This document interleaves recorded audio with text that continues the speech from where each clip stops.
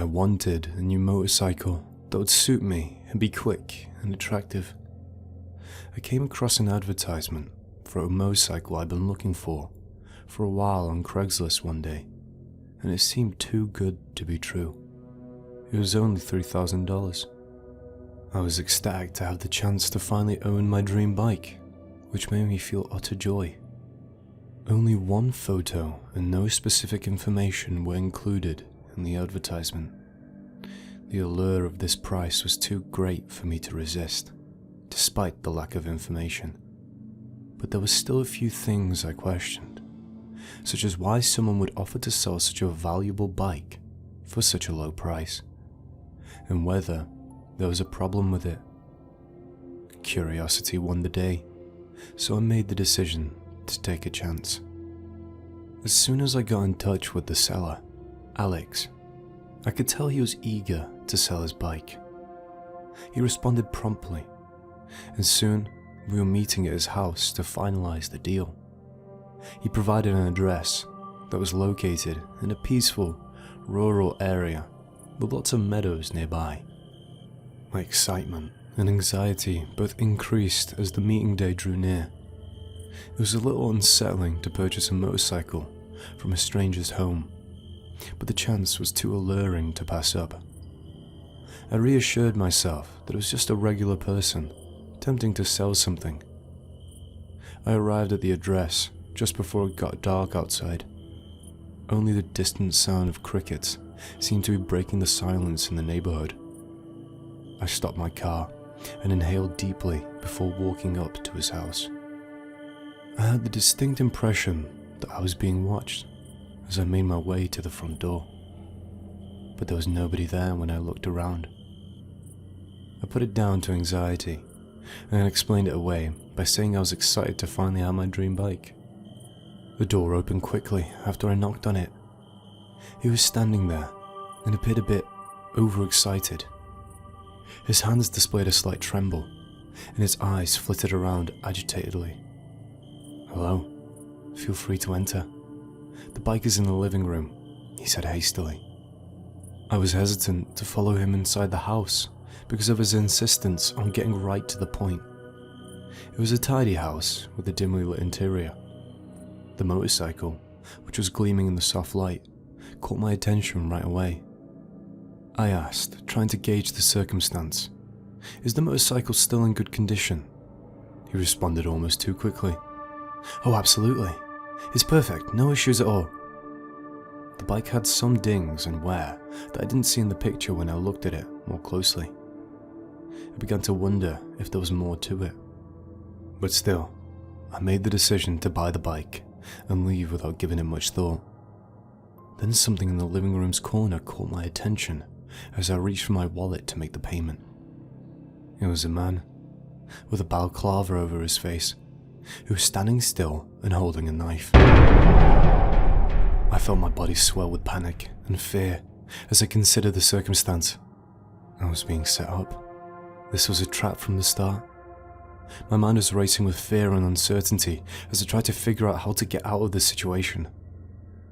Before he said, "Hand over your wallet and phone immediately," I had no time to respond. I realized I needed to take immediate action. My decision to flee for my life was made in an instant. I turned around and sprinted outside the door, disobeying his orders. The masked man stabbed me in the shoulder as I turned to run. He stabbed me with a sharp object, but the adrenaline rush rushing through my body made the pain bearable. Without daring to turn around, I ran as fast as my legs could carry me. Fear drove me to run, and as I forced myself to do so, the terrifying situation seemed to last forever. I was constantly worried that the masked assailant was following me and getting ready to attack. I eventually arrived at a major thoroughfare and stopped a passing vehicle. The driver immediately pulled over and dialed the police. I was driven to the neighborhood hospital so my wound could be attended to. I was shocked and traumatized by the events of that terrifying encounter as I lay in the hospital bed. The house was empty when the police showed up to look into the incident, as was to be expected. The thieves had carefully planned their escape. They had rented the house under a false name. This experience has followed me ever since that day. This experience has made me more aware of the risks that can lurk behind a seemingly safe online transaction. I'll start approaching online purchases with caution from now on, and will never allow the allure of a deal to cloud my judgment. That motorcycle cost me much more than $3,000. It almost took my life.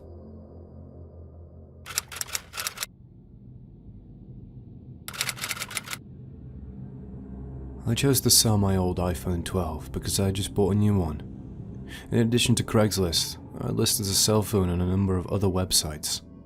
Although it still had a nice appearance, I found it to be too inconvenient. They had to put it in a certain position before it would charge. I decided to sell the phone for a lot of money as a result. After taking some photos and creating a description that matched, I posted the ad in the hopes of finding a buyer right away. Soon after, I got a message from a man who went by the name of Charles, which I already thought was a strange name. He appeared to believe the cell phone was ideal and wanted to purchase it that very day, despite the flaw. Because I was fine with it, I wanted to get rid of it right away. I sent him my address. It made me feel strange, even though I was unable to articulate why. I started preparing for the man's arrival that evening. I reminded myself repeatedly to relax, because it was only a quick sale. However, as time went on, my anxiety grew. Finally, a knock on the door was heard. A tall, scary man was standing there when I unlocked the door. He smiled and kindly said hello to me, but something about his demeanor seemed off. "Can I see the phone?" he said. I nodded for him to come in. He moved in front of me, bringing back the strange feeling I had been carrying all day. Because the room had changed and the atmosphere had altered as well, I no longer felt at home. He lightly touched the phone screen and gave it a close examination. He moved slowly and deliberately. I couldn't help but get the unsettling feeling that he was a psychopath. Then he turned and grinned icily at me. "I'll take it," he replied quickly, pulling out a stack of cash. I let him outside after taking his money, glad to be rid of the cell phone. He got into his van, but as I watched him drive off, he grinned creepily at me. Days passed, and I couldn't shake the strange feeling that had crept inside of me ever since his visit. I thought he was strange, and my suspicions about him were growing. Because I frequently noticed the black van parked close to my home, I thought he was keeping an eye on me. I sought out friends and family to help me overcome my anxiety about being alone in my home. They told me that I was just being overly dramatic, and that he was probably just an average guy. However, once, as I was getting ready for bed, I heard a noise coming from the backyard. I hesitantly looked out the window. My heart almost stopped. He was the one who did that. Through the window in my bedroom, he was peering menacingly with a smile. I quickly shut off the light and went to my room, hoping that would get him to leave. The few minutes I was waiting felt like hours as my heart raced in my chest. After some time had passed, I heard footsteps moving farther away, and I plucked up the courage to look again. Though he was gone, my anxiety persisted. He was always following me, and I just couldn't bear to think about it. The following day, I reported him to the police to let them know about the strange encounters and my growing concern for my safety. Without concrete evidence of a crime, they couldn't do much, despite their assurances that they would look into it. I put surveillance cameras all around my house to act as a deterrent. Thankfully, I saw his car fewer times over the ensuing weeks, and I gradually began to feel normal again.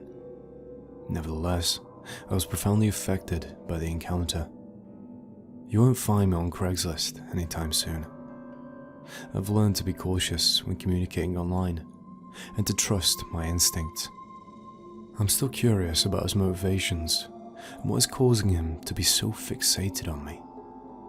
While there was nothing supernatural about the encounter, The fear and apprehension it gave me were very real. It serves as a reminder of the odd characters who might be hiding behind a straightforward Craigslist ad.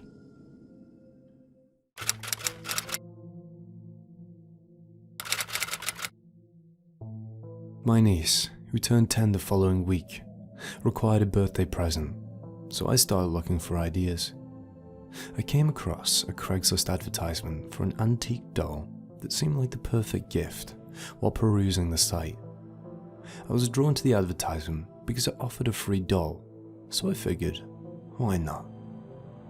Little did I know that this choice would take me down a perilous and terrifying path.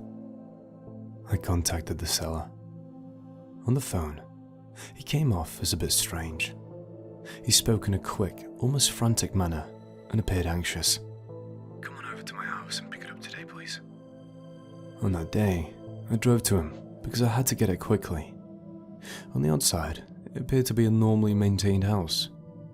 I walked to the front door and rang the bell.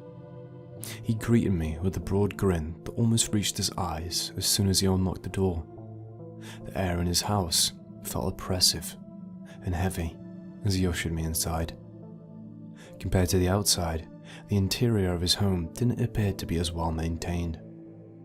He asked, his voice trembling a little. "You're here for the doll, right?" "Yeah, that's right," I said, trying to keep the conversation light. "Good, I just want to get rid of it. I can't wait to get out of it. It's been sitting in the attic for years," he said, almost too eagerly. The doll was there, in a dimly lit corner in the attic after I followed him there. I couldn't help but feel dread as I stared at the creepy porcelain face. He said, "Thank you for taking it over from me. I have to run some errands now. I'm glad I could help you further." With the doll in my hand, I left his house as a strange sensation swept through my body. I couldn't get rid of the feeling that this toy, which appeared to be innocent, had a flaw.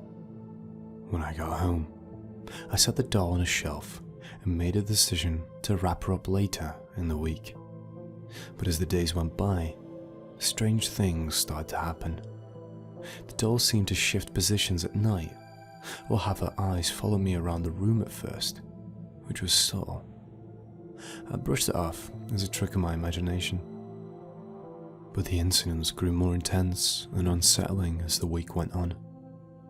In the middle of the night, I heard a whisper in my ear. It said my name. I opened my eyes startled, but there was no one in sight. The following evening, the creaking of my bedroom door woke me up. I was horrified to see the empty hallway outside as the door slowly opened. I was unable to explain how the door opened on its own, because I was certain that I'd shut it before turning in for the night. The breaking point occurred when I overheard something falling in the kitchen late at night. As soon as a feeling of dread overcame me, I knew I had to get rid of it. I made an attempt to speak with the seller in the hopes that he could explain the strange events, but he appeared to ignore me. He did not respond to my emails or phone calls, and I could not find him online. I decided to go to his home, but no one was home, or he didn't open the door for me. I made the decision to bury the doll in a remote area far from my house in a last-ditch effort to get rid of the cursed object.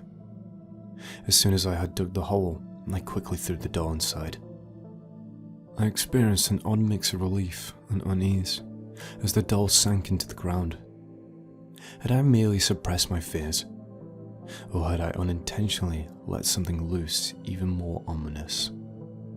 I still have the uneasy feeling that the doll's evil spirit is haunting the world, watching and waiting for its next unwitting victim. I made an effort to simply move on with my life, but every little creak that occurs in my home causes me to remember that terrifying week.